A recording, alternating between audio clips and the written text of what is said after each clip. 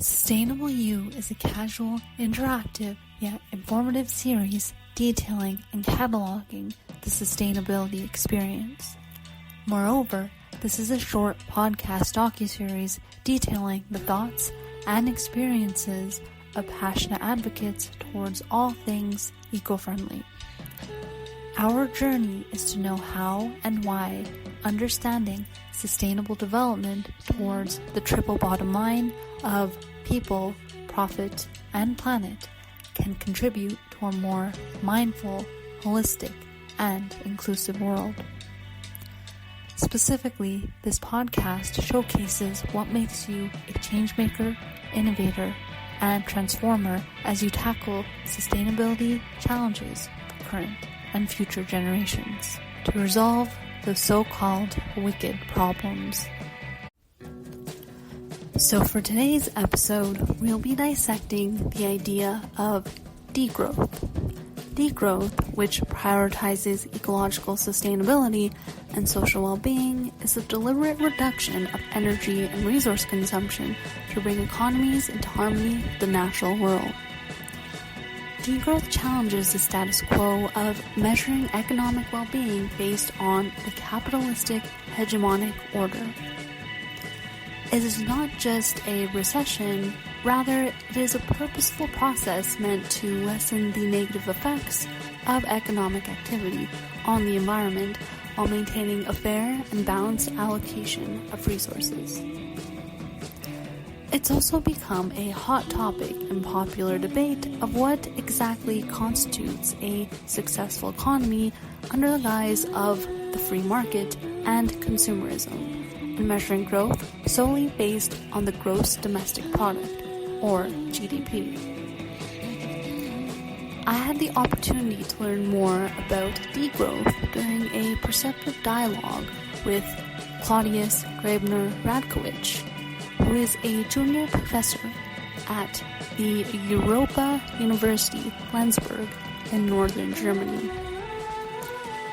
We learn why degrowth is such a contentious phrase because it questions the conventional wisdom that measures the standard of living and prosperity using the capitalistic system, as degrowth advocates to protect natural resources and guarantee environmental justice for all through sufficiency. So, stay tuned to learn more.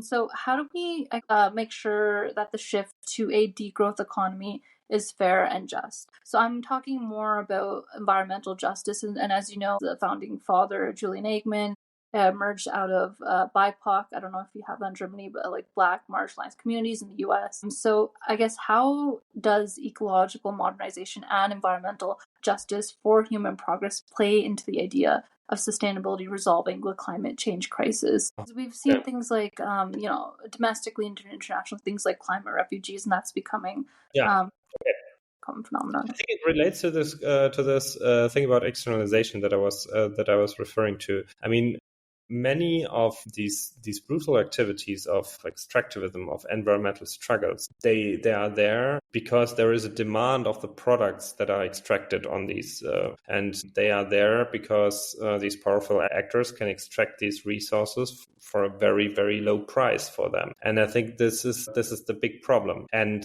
then there are two ways, of course, how you can frame the problem. On the one hand, you can say, okay, it's actually the responsibility of the countries, of the nation stage in which these problems occur. And it is basically a question of how the fundamental rights of these people who are suffering over there, how they can be better protected. But this is, of course, a convenient way of framing the problem, especially from the viewpoint of those people who are then later buying the products that are making use of these resources. And I think this is where degrowth comes into play, because degrowth says, okay, hey, there's also responsibility of the people who are benefiting from these extractivist activities, not because they are saying these extractivist activities are good. I think many people probably don't know about them. Many people also may be trying to evade them by not buying products where they know they are directly related to that. But in the end, you cannot get rid of the fact that many of these extractive activities are happening because people are making loads of money. This is must not be the case. And it's not an either or. Of course, it's important to locally ensure that the rights of the people are protected. But I think the responsibility is also on the consumer or the intermediate production side to make sure that we feel responsible for these kinds of extractive activities, and that we may also adjust our production and consumption patterns such that these things stop. And it doesn't mean that doesn't need to be anything happening locally protecting the rights of people. I think that is also part of the solution, and degrowth puts exactly this at center stage. And I think this is an important thing. Right. That's a valid point, because I find that boycotting doesn't necessarily work anymore, and we need those, we need the public education. We obviously need the policies in place. So that's a good point, and I didn't really think about it from that perspective. You mentioned the status quo. So how would you respond? How would you basically respond to possible opposition from, I guess, these big, powerful conglomerates? How I would respond to their arguments for why things should stay the same? I mean, when you are in a situation where you are the big beneficiary, I mean, if you're very self-interested, of course, you want the situation to stay the same. But then I guess we're talking a lot about ethics. We're talking about if we talk about modernization, we also talk about the growth of knowledge, etc., etc. And I mean, there is some idea of fairness, and there is some idea of human rights. This idea might differ from one place in the earth to another place, but they all have to do something with the idea that people should be given the opportunity to live the lives they want to. And when you're becoming rich because of practices that systematically prevent other people from having the most basic capabilities of living the lives they want to live, then you need to be you really need to subscribe to a very weird ethic that basically neglects responsibility for these kinds of activities happening. And I think if you would say this out clearly and you would show this position to somebody else, people would be very irritated by that, and for good reason, because I think there is one part of, I mean, if there is certain kind of universality in human nature, I would hope that's the idea that people should have been given the basic capabilities to live the lives they want to. And if I actively contribute against that, I don't see how this can be justified. Especially if I'm not at all in any need for additional funds to meet my basic needs. But then again, I think the biggest problem is that you don't have these conversations at all. If you have a conversation about that, the claims being made by these big multinational corporations, they're much more superfluous. They are often neglecting being involved in these activities at all, because they know that these activities are shameful and they are not acceptable to many people. This is why they are saying, okay, we are not into that at all. And then sometimes they say, oh, we are forced to do it because otherwise our business breaks down. Okay, then you need to say, okay, well, maybe then that's a good thing, that this kind of business shouldn't be pursued after all. But I guess this honest conversation that you're referring to actually doesn't take place a lot. It's often just done because they have the power to do it. Yeah. And it's not about debating about whether they should keep the power or not. You should just... Yeah, no, that's a good point, because they definitely have that power and control. I think back to one of the news stories that broke a few years ago, because Canada had a single-use plastics ban. And it was pretty stringent. And then I remember about a couple of years ago, they upturned the law, and it was the people behind it were these big and powerful oil and gas companies, mostly from the province where I live, because obviously it's in their interest to use fossil fuels. So it can get pretty convoluted. And I think about other kind of problems when it comes to climate action, and they continue to build those big pipelines. And they even there's talks of, with like the Arctic and the North Pole, it's like melting, and there's going to be finally a Northwest Passage, technically. It's just more about being extractive again. And often these are just blunt lies, right? If some business say, okay, we can't survive if we get these kind of regulations, we die. It's often a blunt lie. It's not the case. I think it's different if we I mean, the line from taking serious people concerns is sometimes blurry. For example, if you look at a region where many people are dependent on jobs in the coal industry, I think there the situation is a bit different, because you don't talk about these super rich, powerful actors, but you talk about people that have become accustomed to a certain level of life by having these jobs in an industry where they get a decent income from activity like being a coal worker. But this is not the people I have in mind where I say, okay, just do it. And that's not what I'm saying. I think here it is very important to also be honest in the sense that any kind of transformation, any greening of the economy also comes with certain costs for people. We as a society need to decide, okay, to what extent can we reduce these costs for these groups? Also, because these people haven't chosen these jobs because they wanted to destroy the environment, but because they wanted to make sure they have decent living with their families. Right. There, I think as a society, you need to think, okay, how can you make the transition as smooth as possible? And how can you get funds from other sources in order to smooth out these declining industries as well? So this is something where I'm not saying don't take seriously the concerns of people who are currently dependent on environmentally harmful activities. I'm just saying when you talk to the very powerful and big corporations making huge profits out of that, then I think it's fair to say, okay, we need also some drastic measures to break these institutions that grant them so much power. Right. Just no, like that's a no, that's a valid point. And this is a good segue into public policy and regulations. And I know, we don't have to get into too much of the technical details, but I do want to speak more on that. So what do you think about the way, I guess, laws and regulations support the idea of degrowth? Is there any particular current and potential policy interventions that can promote more sustainable practices towards degrowth? Yeah, so especially towards things like environmentalism and stuff like that. Is there anything? Yeah, I think maybe just one or two examples, because sometimes people feel that these debates are so big and we're talking about very fundamental changes. And in some areas we should.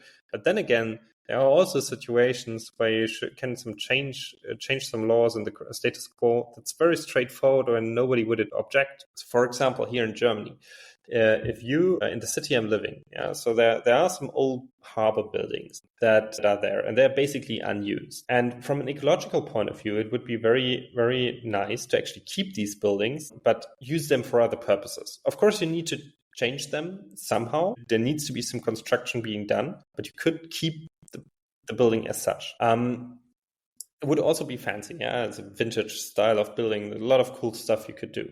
Thing is, the city, if it wants money from the state, it needs to commit to completely rebuild them. Because there is a law that says, okay, you can get funding for renovating these or for reusing these old facilities, but then you need to rebuild them from scratch in accordance with the new guidelines for new buildings. So they then need to be rebuilt in a very sustainable way, in the sense that they need low energy buildings, so to speak. But of course, the total energy and the total environmental footprint of rebuilding sustainable, or like getting rid of the old buildings and building new sustainable buildings, I mean, this is much higher. This is a much higher footprint as compared to the situation where you just keep the building as is and just make some changes. It's also much cheaper. But there is a law that prevents the city from doing that. And it's maybe the simplest sufficiency measure. Hey, just facilitate the strategy using old buildings. Because now you are in this situation where the city actually needs to make the more expensive and the more environmentally harmful way, because they can't afford the cheaper option, because in that case they don't get any funding from the federal state. And I mean, this is super weird. Actually, also something, if you present that case to also more conservative people, even they would agree that this is actually madness and needs. And in the end, it's a sufficiency measure, right? So I think there are also a lot of low-hanging fruits that we can harvest there, and we must not make the mistake of always talking about the big difficult things. Also much smaller and easy things to do. Okay, great. No, it's a really good example. We had a recent federal election. So our Liberal Party, it's still Liberal Party, of course, but our Prime Minister, he scrapped the carbon tax.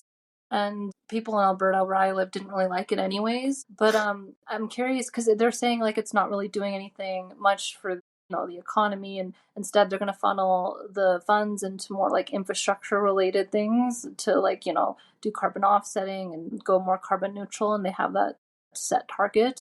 But of course, it varies from different parts of the country. I'm curious, what is your, I guess, your thoughts when it comes to the carbon tax and degrowth? To be honest, I think that's more or less a no-brainer. I mean, there's a lot of research about the effects of carbon taxes, and it is very clear that carbon taxes are among the policy tools that were helpful in reducing emissions. It's very weird to debate this. I think there are important debates with regard to the carbon tax, to what extent it's economically fair, whether you need compensation mechanisms, especially to compensate poorer people, because for example, heating might become too important. I think that's an important debate when it comes to the carbon tax. It's also an important debate whether the carbon tax is the only measure we need, because that's sometimes you hear from economists that it's basically only about getting the price of carbon right, which I think is nonsense at all, because many things are mediated via prices and you can't put a price tag on everything, etc., etc. I'm also not saying that other measures might in some areas not be more fitting or more successful, but to say that carbon taxes have not had an effect is just wrong. It's very well documented that it affects in very different areas in the world. Right.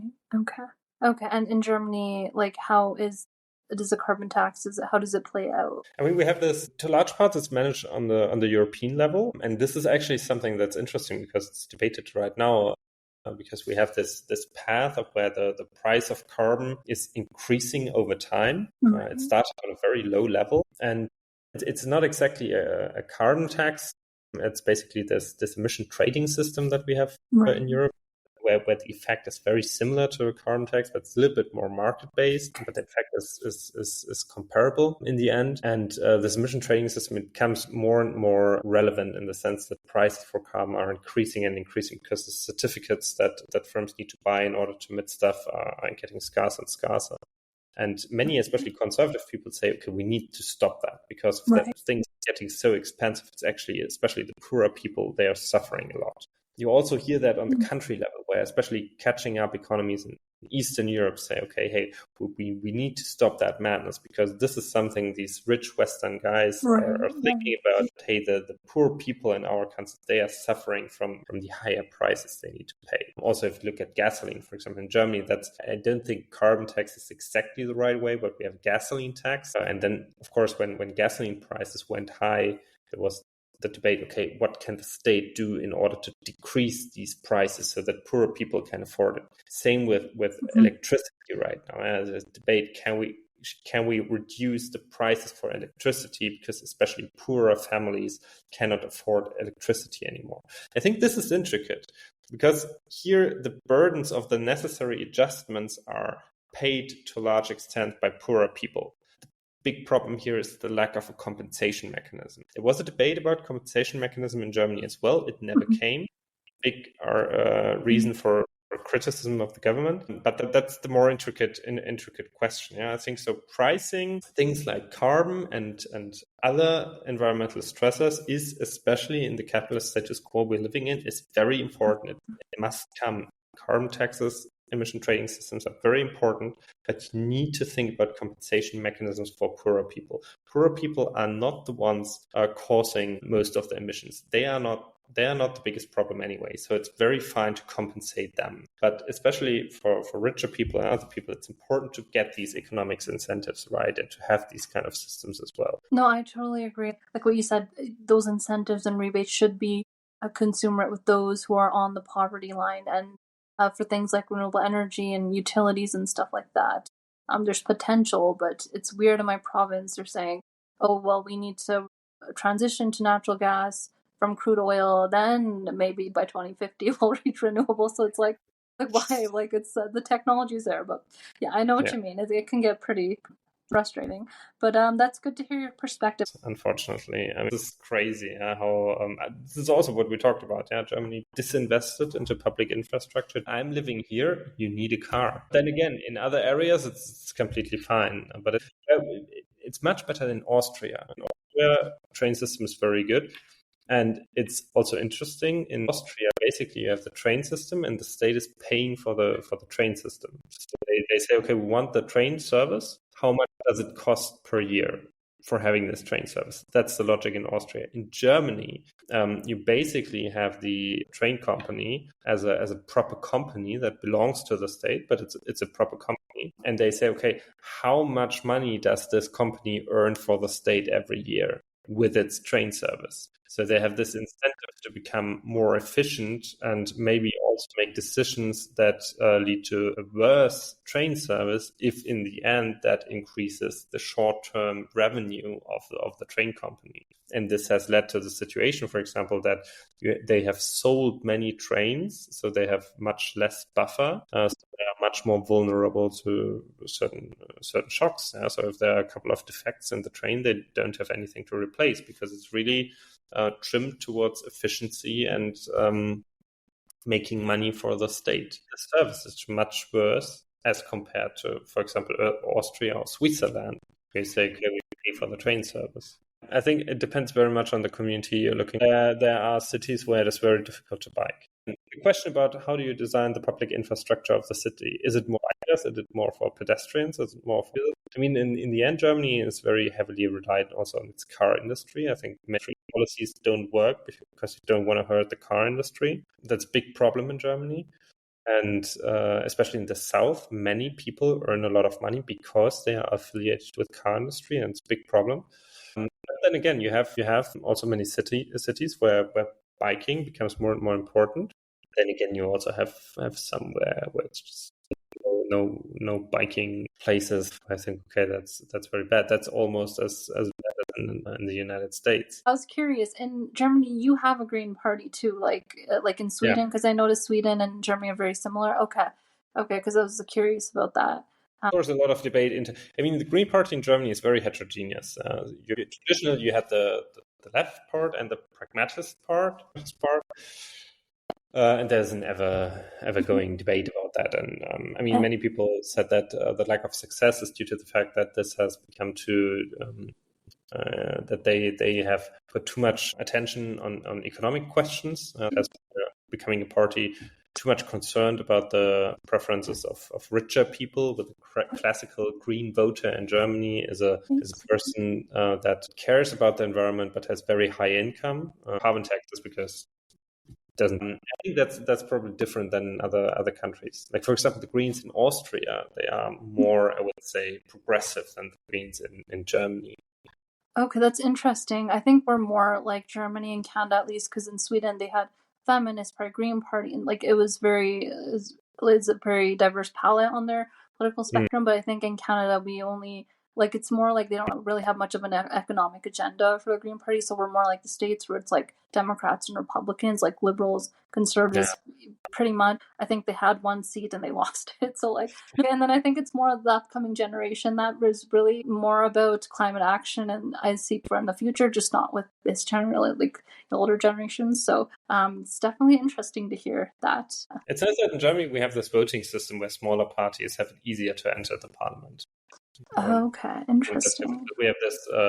We don't have this majority voting system, and so we have. Sometimes it's also bad because you have like these very right-wing parties now being. But then again, I think in general, it's a good idea to have that system with more parties in it. And the Greens are very. They are changing over time. So right now they're a little bit more conservative, but then maybe in 10 years they're different again. Yeah, hopefully. I'm interested in the future vision. So what changes do you think degrowth will undergo in the next 10 years or so? I mean, it's a little bit difficult to answer because I'm not like in the center of the discourse as such. You ask me as somebody looking at the degrowth discourse a little bit more from the outside. I was hoping that when we debate about these topics in 5 years, it's not that polarized and fierce opposition, where I have the feeling that some leading academics want to build their program and they want to identify themselves very much with the degrowth or the green growth program.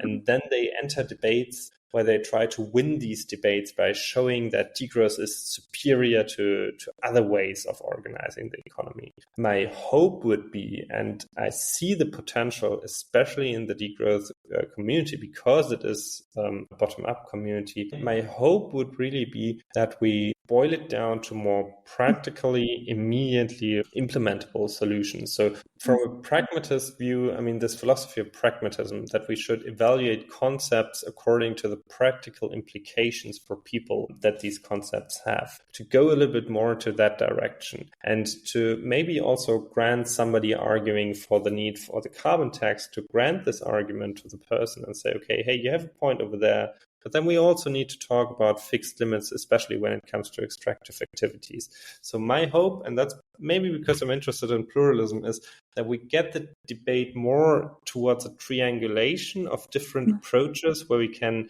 agree of things in the short and midterm. We will never agree on the final goal and the final vision of what constitutes a good society. I don't think this is something we should debate in academic elitist cycles anyway. But I really would hope that in the short and medium term, we get a little bit more pragmatist in the sense that we triangulate these antagonistic things wherever it's possible. It's a very hopeful vision, and it's interesting to see here how you see the trajectory, and it's good to have that aspect to it. So that's great. And so it's applying these degrowth principles, and it's again more on the technical innovation side of things. So what types of innovation are going to be the most pertinent in a degrowth economy? Because we spoke a bit about, the circular economy, the sharing economy, etc., all these sustainable business models. And I guess what role can technology play in this? Because we've all heard of things like AI and whatnot coming onto the horizon in the sustainable future. I mean, the problem with technology is often that also ecologically efficient technologies are appropriated and reframed in ways where then the final implication is not environmentally helpful at all. Where you, for example, you get more efficient heating systems for buildings, and that allows people to have larger houses because they now can afford to heat the larger houses. And I think that shows that every technology is embedded into a certain system of habits of thought of what constitutes a good and adequate use of them. And I think the problem I see is that, especially in degrowth discourses, the fact that the technologies are always embedded in a broader societal sphere, and that the societal sphere ultimately determines how useful they are towards decreasing ecological stresses, that leads them to downplay the role of technological innovations. They talk a lot about social innovations and stress. That's important. We need to reframe the way technologies are used. And it's right, it's important because it's a neglected issue, especially in the mainstream. But also for degrowth economy to work, we need a lot of technological innovations at all. There's a great paper by a Swedish economist. Unfortunately, I don't remember the name, but he has computed the rate of decoupling that is necessary in if we have degrowth. Because usually degrowth scholars say, okay, hey, we need the decoupling between economic growth and environmental stresses is so low that we need degrowth. But we also need this decoupling to be much more intense in the degrowth scenario as well. And technological innovations are key in that. If you look, for example, at AI, because of the way it is used in society right now, it leads to increased environmental stressors. And I think we should really be concerned about that. But there have been enormous technological innovations for making these transistors more efficient, such that the effect would have been much, much worse without these technological innovations. So I think both social and technological innovations do play an essential part in a degrowth economy, and it's not enough to avoid these kind of encapsulation of technologies. We also need new technologies. Both is key. Right, and like you said, it's a matter of how you use the tool of AI. It's not all good or all bad or anything like that. So I think that's definitely a valid point. I'm not an expert on AI. I have the feeling everybody is talking about AI right now. I don't want to make definite statements. It's like, well, you walk a tricky line because you don't want to buy into like the anthropocentric green growth idea of just tech resolving everything. And then, for carbon capture and whatnot, like we don't know the long-term ramifications of some of these technologies, but at the same time, it's amazing because there's one AI tool, at least at my university here, there's a virus that was destroying a lot of bee colonies and is affecting honey production in Canada, but they're reframing it in a positive way, so it's productive. So I think it depends, like you said, but I know you're not an expert in that. But thanks for sharing anyway. This has been a pretty intensive conversation for me. I learned so much. But do you have any final sage advice you want to give to anyone that's learning about degrowth and that pluralist perspective that you come from? I think well, I can only say, people, if you read about something as broad as degrowth and you read texts that basically present it as the only solution, you should become skeptical and read something else and make up your own mind. Yeah. Because these questions are so intricate that a simple description, a simple solution cannot be right. I mean, there was this famous saying of Karl Popper, who was, I think, an Austrian philosopher, who said, if you think, okay, there's only one theory to solve a particular problem, then if you think that, you neither understood the theory nor the problem. And I think that's very, very true for these grand debates. I think degrowth is enormously useful, and it's very important that we have these debates because it really points out the drawbacks of the mainstream approach, and it's absolutely essential, as I said. But whenever you have somebody telling you, okay, he or she has identified the way to solve all these issues that we debated, I'm pretty sure there's a catch in that, and I would be very hesitant to do that. And there are so many cool texts to read from different perspectives. It's also sometimes important to read a perspective that makes you angry, because this then really makes you think more and better. And I think this also helps you to convince people in your surroundings usually not talking to. I think that in the end is very important to advance this idea of social development that we've been talking about before. It's not only preaching to the church, it's really to also convince people that hold views that you don't like. And in order to convince them, you need to understand them.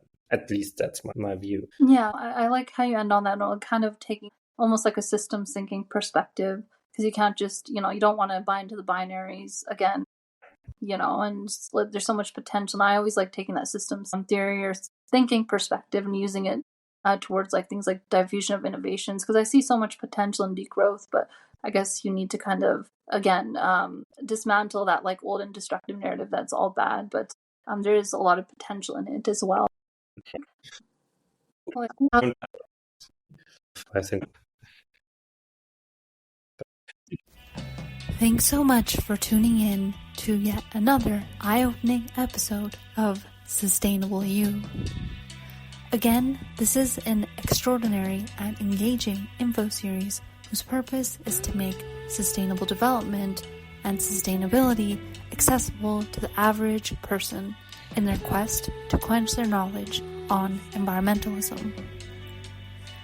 Be sure to leave your feedback by liking this week's released edition and by subscribing to this podcast. Again, any love from our followers is much appreciated. Signing off until next time.